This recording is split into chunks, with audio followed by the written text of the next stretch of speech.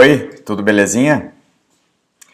O vídeo passado eu deixei meio no vácuo a frase do Marco Aurélio que diz: a alma humana é violenta consigo mesma.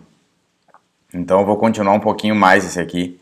Na verdade eu vou trazer um pouquinho do Schopenhauer e bem pouquinho do Hegel, que esse eu tô recém começando e barbaridade que não é fácil entender o homenzinho.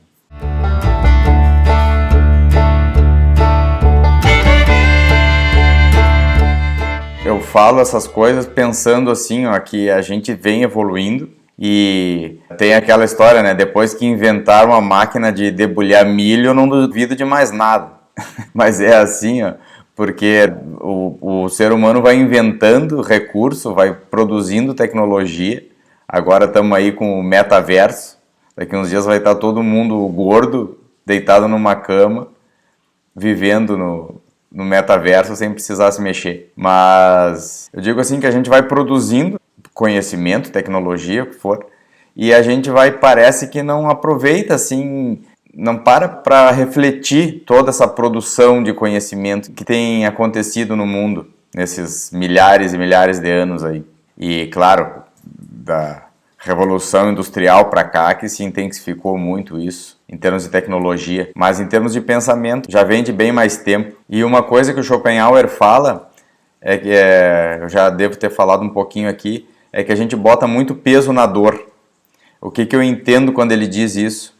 Que a gente é muito sofrível, as coisas acontecem com a gente e o que é ruim, a gente aproveita demais, pesa muito aquilo.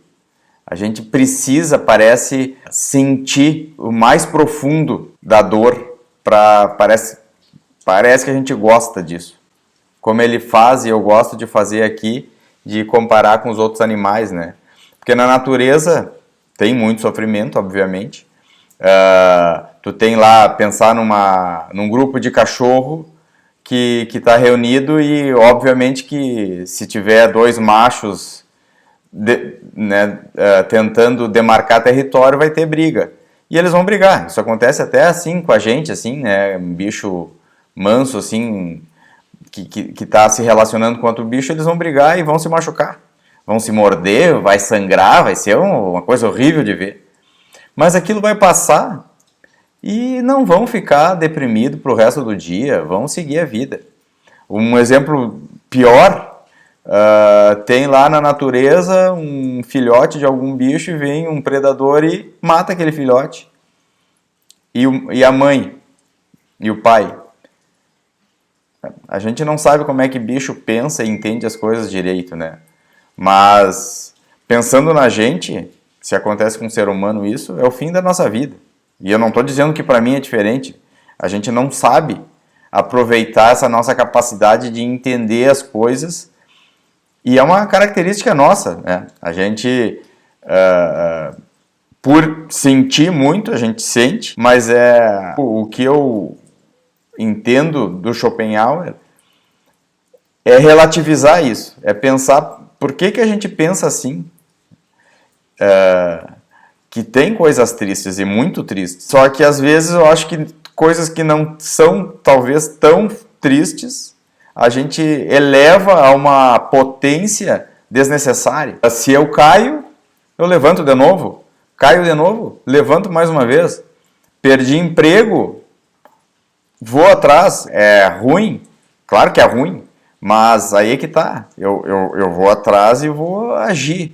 Não consegui fazer a viagem que eu queria. Então tá, são coisas frustrantes.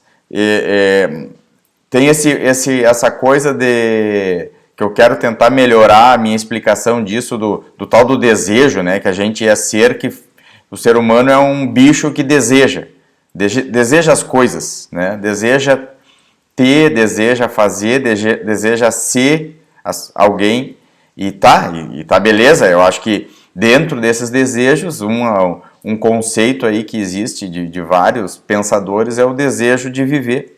O que é o desejo de viver, né? Não é simplesmente existir no mundo, é muito melhor que isso, né? E talvez daí venha todos esses desdobramentos dos desejos e mais desejos, né? Mas isso aí não é bem o tema. O que eu estou falando é do peso, que a gente bota muito peso no sofrimento, que a gente pode pensar nisso um pouco. Uma coisa do Hegel que tem a ver com isso, que eu estou recém começando a me relacionar com isso, que ele, quando ele fala do negativo, ele fala da carga negativa, de uma coisa negativa. Óbvio, a gente, se fosse simbolizar, é o sinal de menos, que o sinal de mais é o positivo, e o negativo é o contrário do positivo.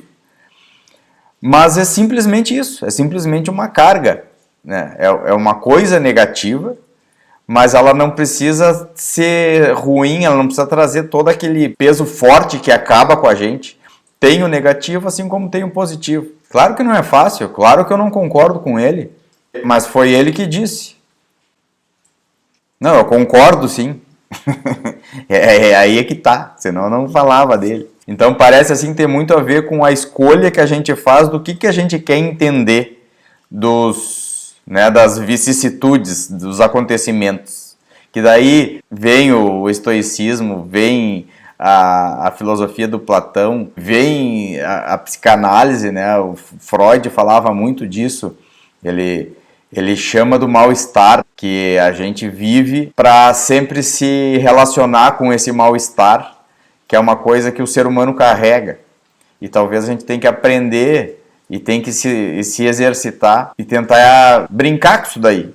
Não pesar demais. Ver o negativo sem peso assim ruim, sofrido pra gente, mas como o contrário do positivo. Como o branco é o contrário do preto, a noite é o contrário do dia. Eu tô meio numa fase de dualidades, eu sei que isso aí depois tem coisas mais legais, né? Mas eu tô aproveitando essas dualidades para tentar assim relativizar, né?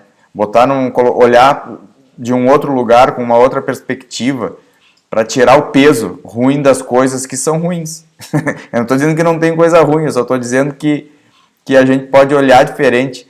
E claro que eu ficar paraplégico, que eu só consigo pensar e meu corpo não se movimenta, né, ou perder alguém muito querido, é uma coisa muito mais séria do que simplesmente eu não ter conseguido trocar de telefone, né?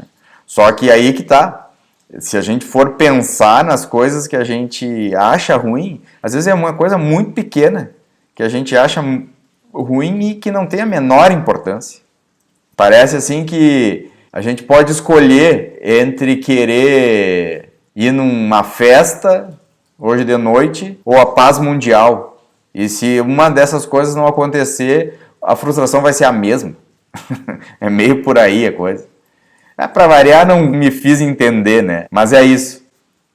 Like, inscrição, beijos mil. Até a próxima.